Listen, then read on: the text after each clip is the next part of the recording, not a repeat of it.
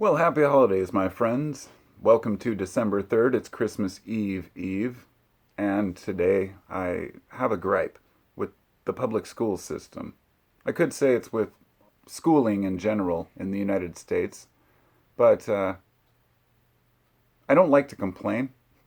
And when I make a video where I'm complaining about something, I have a reason for it. It's because it's something that affects me directly. I don't go complaining about the elites or what people do in their spare time. Yeah, billionaires are a problem, politicians suck. But when it comes to schools, I'm personally vested in this. Not only because I was in school, like most of you were, but because I have three kids. One who's already gone through school. The place I live now, he spent most of his, all the way from grade school through high school. And we still live in the same spot for the last 18 years. And we've been in the same school district. My oldest son has graduated. He's now 26. My other two sons are 9 and 12 years old. They are in third and sixth grade, respectively, and they are, third and seventh grade, and they are going through what I would only consider to be a couple of the worst years for American schools in history. Somebody brought up something earlier that kind of tied into this as well, that I was listening to someone talk about the school systems and how all these things have innovated, how we've innovated so many new things and developed and improved upon them. But the school system we have today is the same as it always was. There's some new ideas here and there. The fact is that the innovative teachers, they often get punished because the other teachers don't want to live up to that standard. The issue is not the teachers, though.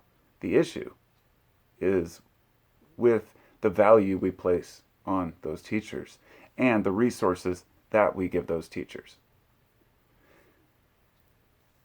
I was looking at how much people get paid as government employees. I did a post yesterday. Somebody said Fauci is the highest paid government employee. I said bullshit. That's bullshit. That's just some conspiracy crap.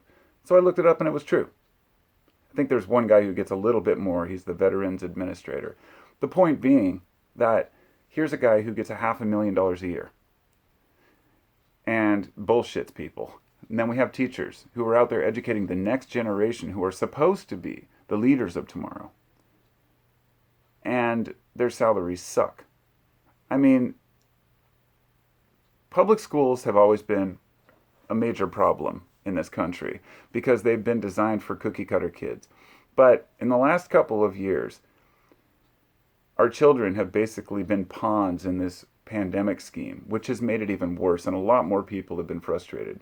First off, having to do with the stay-at-home orders, with remote learning. If you're a parent and you went through remote learning, you know it's bullshit. Kids don't want to learn that way. Sure, there's a small group of kids who say, oh, I like it. Of course, because they're at home. They can finish their class quick and play games. And the issue isn't whether that's possible. It's the amount of effort that was actually put into it. And last year, our taxes went up. And not only do we pay for our kids' schooling, we pay for the kids' schools. And the school, they need money for the school district. So they raised our property taxes $1,200 last year. And my wife and I were discussing this, saying, where's this money going? They missed an entire year of school. Why are the taxes going up now? And I don't want to get too much into the administrators and all the money that's wasted in the school system. But here's the issue. I'm not saying abolish schools.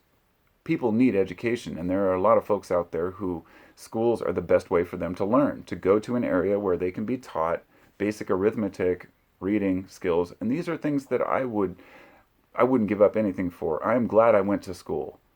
I believe that public school is really only necessary up to, say, 5th grade, maybe not even that.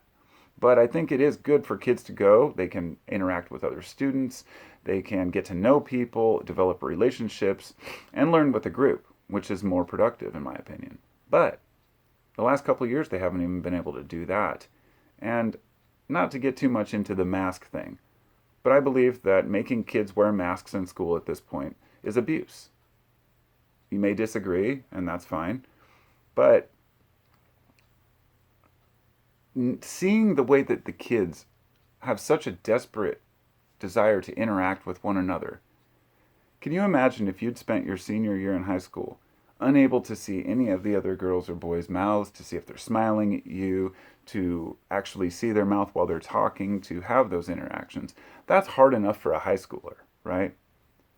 Imagine being a kindergartner, where seeing people speak is helping you to develop your speech patterns, where seeing direct interaction and people's lips move helps you to better understand the language that you're supposed to be learning.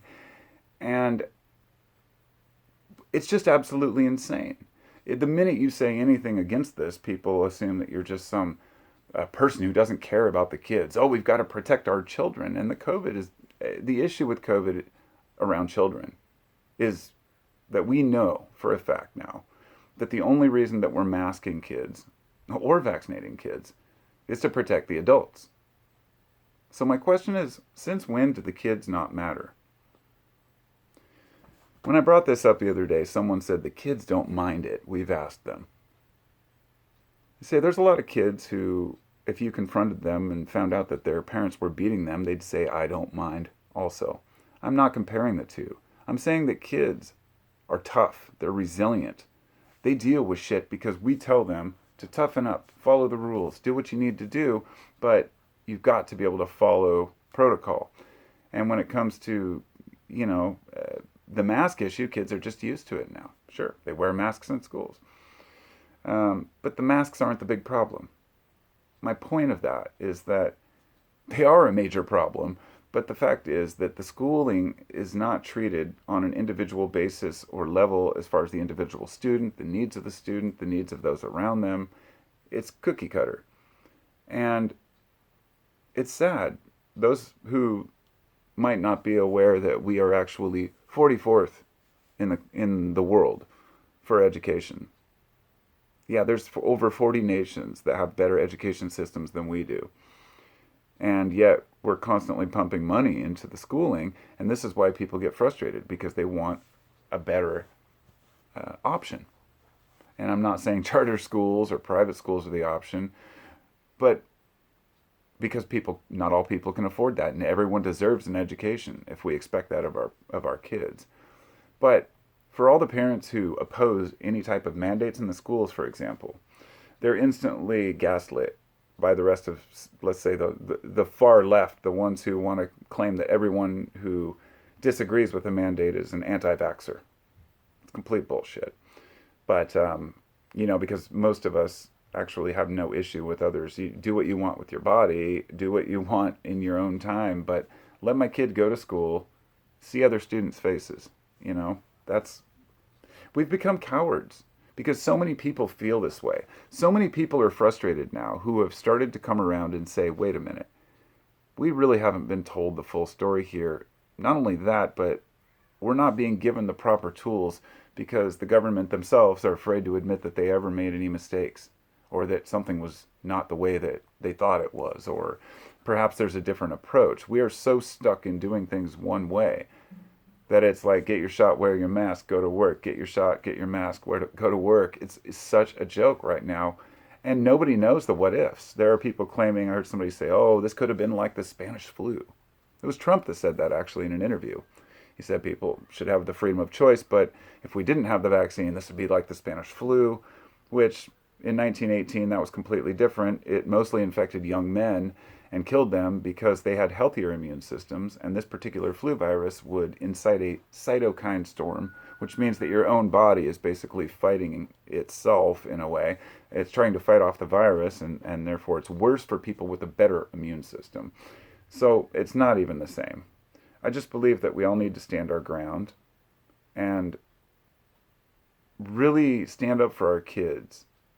Because the adults can argue amongst themselves and with each other about what they think about these mandates. But when you have a healthy population of kids who aren't even affected by this hardly at all, unless you have comorbidities, then we can't talk about the issues. If I were to say, which I have a couple times, to say, well, this many children died, how many of them were obese or had comorbidities? What's the response? Oh, are you fat shaming? Fat shaming? Really?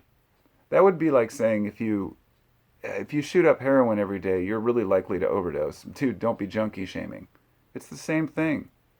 When we're overweight, we know that we are more likely to suffer severe COVID. In America, we're not talking about that. We're not talking about taking even vitamin D or immune boosting substances, various mushrooms, reishi and chaga, even gargling with mouthwash or the new nasal spray that people have found can decrease viral load. You just don't hear anything about it. Anything. And that's why I'm frustrated. So this is a combination of my unloading about the kids issue with the schools, but really relating to COVID and the way that they're being treated. Or as some of our top officials have said, this is going to be a winter of severe illness and death for the unvaccinated. And all I can say is, I doubt it. Omicron is 80% of the cases in this country now. It's so much less virulent than any of the other ones. They gradually decrease in virulence while increasing in respiratory, the likelihood of catching it, the contagiousness. The kids are going to be just fine. So let's let them get back to their lives. Let's let them get back to smiling at the girls in the classroom and, being able to wink at people and not feel like you're like a creep or frowning or something. It's seeing faces. It seems like such a rudimentary, fundamental, obvious thing to say. Kids need to see each other's faces. But when you say that, you're labeled as an anti-vaxxer. And I don't give a shit if that's the label I have to have because I want my kids to be able to go to school and actually learn something. Because I've seen how it's affecting kids over the last year. I've talked to other parents who have seen their kids withdrawing, playing more games, watching more screen time, hiding in the corner because they're unable to interact and make new friends. My son's entire first year of middle school, he never went to school. Now it's his second year and he doesn't even know anyone.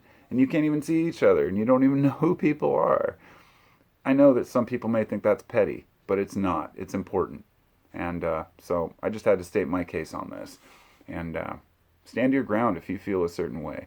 Don't let the political people, if anybody who's politically minded or oriented, and I'm talking about the conspiracy morons out there who are screaming about how the kids are suffocating and dying, and that there are some people on the far right, the far left, far every direction that are making bold claims without evidence.